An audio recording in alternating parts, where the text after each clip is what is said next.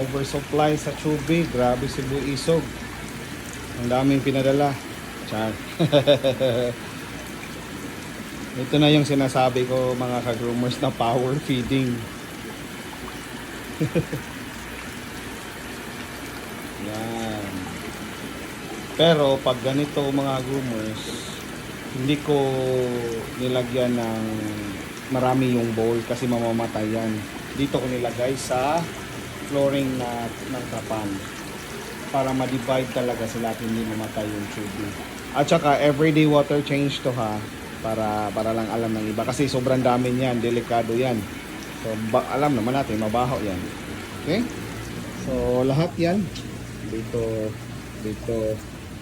lahat ng tanks naka-power feed tayo kasi naka-supply eh. Medyo hindi na umuulan sa Iligan so nakakuha ng supply. Tsaka dito.